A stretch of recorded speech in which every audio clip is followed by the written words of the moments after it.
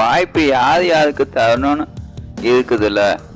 இப்போ வாய்ப்பு யாரும் இந்த சினிமா ஃபீல்டோ இல்லை மீடியா ஃபீல்டில் இருக்கிறவங்க அப்படியே வெளியே தெரியாதவங்களுக்கு வாய்ப்பு கொடுத்தா நல்லா இருக்கும்.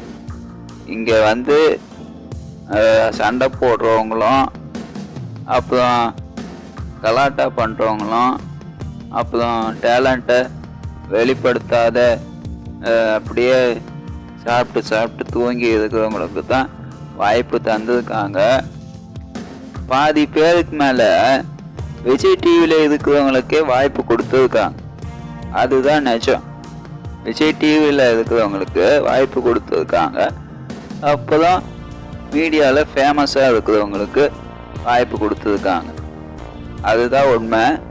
பிக் பாஸ் எப்படி கண்டஸ்டண்ட்டை எப்படி செலக்ட் பண்ணுறாங்கன்னு இது வரைக்கும் தெரியல. ஆனால் இந்த கேபிஓயாக இருக்கட்டும், அப்புறம் இந்த சூப்பர் சிங்கராக இருக்கட்டும், ஒவ்வொரு ஆடிஷனும் நடத்தி தான் அதை செலக்ட் பண்ணுறாங்க. ஒவ்வொரு கண்டஸ்டண்ட்டும் செலக்ட் பண்ணுறாங்க. அது மாதிரி தான் இந்த பிக் பாஸ் கண்டஸ்டண்ட்டும் செலக்ட் பண்ணணும்.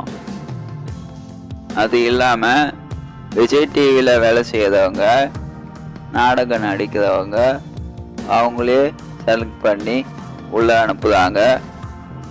கையில் சம்பளத்தையும் கொடுத்து நல்லா வச்சுக்கிறாங்க. அதுதான் சொல்லணும்.